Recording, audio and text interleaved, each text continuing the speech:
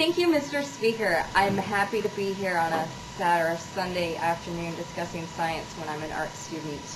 So let's take a look at this, because what Robbie talked to you a lot about is he talked to you about the role of the scientist. And what we're going to say is the role of the scientist does not trump the role of the state. That the role of the state is necessary to regulate this. And we're going to take it a step further than what they did on first opposition. We're going to take a look at not just the negative ramifications of what happens when you let it out, and sort of the basic ideas of the role of the state in science. We're going to look at what the role of the state is in science with your own borders and how you need it to essentially make sure that you have that check on science so that you're not going to cause a dramatic harm to your population, and to make sure that your population is included in the decision to move forward. And then we're going to take a look at sort of the global aspect of what the role of the state is, and to protect and to make sure that we're not unleashing a negative amount of information and a negative amount of technology onto an area that doesn't have the ability to actually handle it.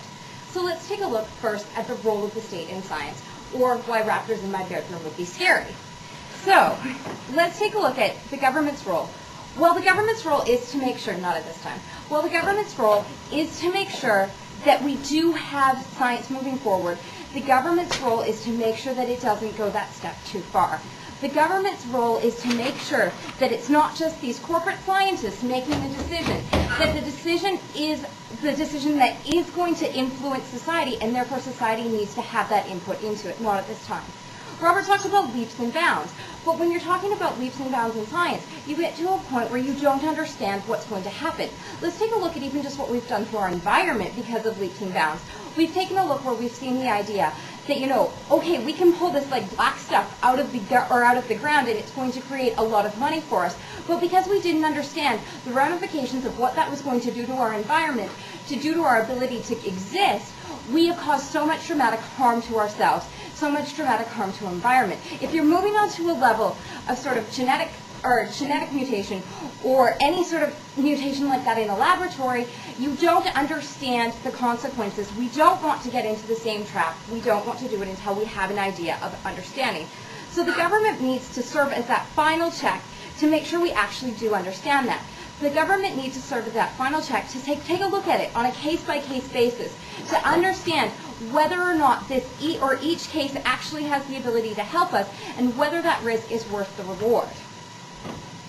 Yes? But governments will never be able to see 300 years into the future to see what the final consequence would be. But once we realize those consequences do exist, the governments can step in and stop them. Yeah, but a lot of times it's way too late to do that. So what you need to do is you actually need to have a better understanding of how to handle these things before you get to that level, of causing damage.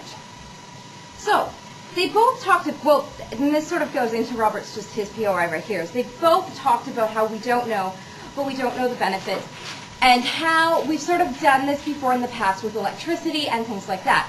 What we are going to say on this side of the house is we're dealing with something that's completely different. We're dealing with something that is a degree that we have never known before.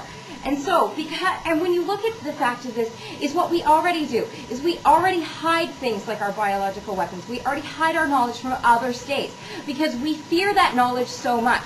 We fear what we've already created. We don't want to be pushing that envelope even farther without the understanding and the capability to deal with it. Furthermore, when they say we don't understand the harms that are coming, let's look at it even more. Let's look at something where we actually thought we just had something where we had the benefits. When you look at the idea where Mao actually, was changing rice to make it more better, or whatever you want to say, people died because of it, because you wound up creating a famine because of that, because you wiped out strains. When you've done that, you don't understand what is going to happen. You don't understand what you're doing. You're creating a greater harm to the society that you're supposed to be protecting. So, let's sort of look at the second line of argumentation under this, and that's sort of like the prevention of a genetic arms race and why we need to make sure that we're regulating ourselves to make sure we're not causing harm in other areas. So let's look at the idea that when you push your boundaries, other people are going to hear that you're pushing your boundaries, and they're going to want to push their boundaries to compete with you. We've seen that with the space race. We've seen that with nuclear power. We've seen that with nuclear weapons. So what we don't want to see in this case is we don't want to see pushing the boundary so far to governments that don't have the ability to react. Like, even if you're going to buy the idea that we have some ability to react, Other governments don't have that ability.